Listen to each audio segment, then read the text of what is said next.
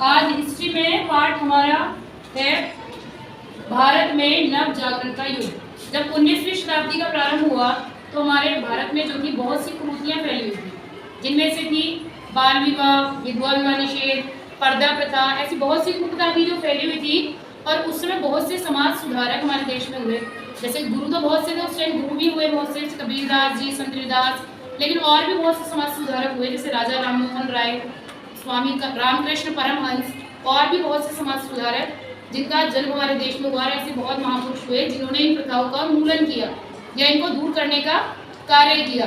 तो उनके विषय में अब हमारी बहनें ही हैं जो उनके विषय में बताएंगी या उन्होंने क्या क्या ऐसे प्रयास किए जिनसे इन प्रथाओं को दूर किया गया। तो उनको अब हमारी बहनों के द्वारा आप सभी को जानकारी दी जाएगी। ब्रह्म समाज की स्थापना 19वीं शताब्दी में हुई थी। इसके महान समाज सुधारक राजा राम मोहन ने इसकी स्थापना की थी। राजा राम मोहन राय ने भारत में व्याप्त अनेक कुरीतियों का विरोध किया। इनमें बाल विवाह और सती प्रथा प्रमुख थे। इन दोनों प्रथाओं का संबंध स्त्रियों से था। राजा राम मोहन राय ने भारत में व्याप्त अनेक बुराइयों को दूर कर एक उदार शासक बनाया।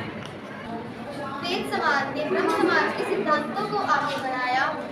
इस समाज के समाज सुधारक केशव चंद्र सेन थे। इन्होंने राजा राम मोहन राय की अनुकरण 1864 ईस्वी में मद्रास में स्थापना की।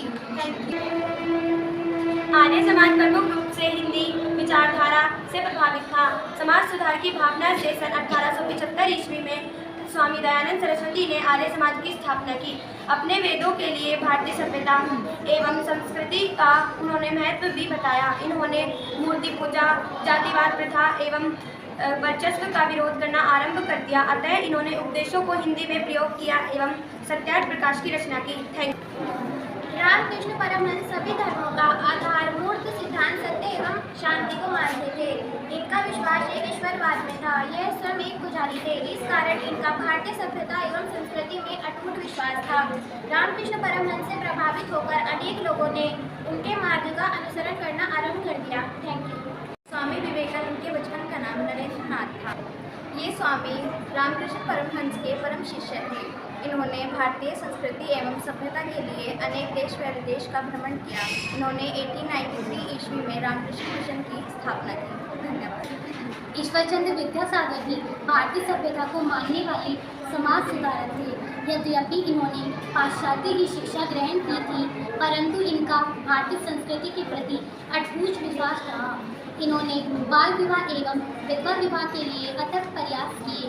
यह भारत के पहले विधवा विवाह में सम्मिलित हुए। सर सैयद अहमद खान ने मुस्लिमों को अंग्रेजी शिक्षा के महत्व के बारे में समझाया। इन्होंने मुस्लिमों को पाश्चात्य विज्ञान के लिए भी प्रेरित किया। सर सैयद अहमद खान ने साइंटिफिक सोसाइटी की स्थापना की तथा इन्होंने अलीगढ़ मुस्लिम विश्वविद्यालय की भी स्थापना की। दादा भाई नौरोजी ने पारसियों की सामाजिक बुराइयों एवं अंधविश्वासों को दूर करने के लिए अनेक कार्य किए। पारसी समाज भी मुस्लिम समाज की तरह ही आत्ममुक्त था। दादा भाई नौरोजी ने पारसियों को जागृत किया। पारसी समाज छोटा था एवं समाज से लगभग कटा हुआ था। दादा भाई पारसी समाज को भारतीय समाज की मुख्य धारा में लाना चाहते थे। उन्होंने इसके लिए अनेक कार्य किए। Thank you. तत्कालीन भारत में छूआछूत भेदभाव का बोलबाला था। भारत में इस वर्ग को दलित कहा जाता था। महात्मा ज्योतिबा फुले ने इस शोषित समाज की दशा दर्शाने के लिए अनेक नाटक एवं अनेक पुस्तकें लिखी। इन्होंने महिला विकास के लिए अनेक विद्यालय एवं दलित समाज के लिए शिक्षा प्राप्त करने की प्रेरणा दी। रमाबाई का जन्म 1885 ईस्वी में हुआ था। इनका एक अपना अलग मार्ग था, वो है महिला कुमार मार्ग। अपने इस कार्य के लिए इन्हें पंडित की उपाधि दी गई, परंतु बंगाल की जनता इन्हें सरस्वती के अवतार से भी मानने लगी थी। अपने जीवन काल में इन्होंने भारतीय संस्कृति एवं भारतीय परंपराओं का भी प्रचार किया था। Thank you. मदर टेरेसा एक यूरोपीय महिला थी। मदर टेरेसा ने अनेक संस्थाएं बनाई। मदर टेरेसा के कार्य देखकर सरकार ने इन्हें नोबेल पुरस्कार से भी सम्मानित किया। सन 1962 में इन्हें भारतीय नागरिकता दे दी गई।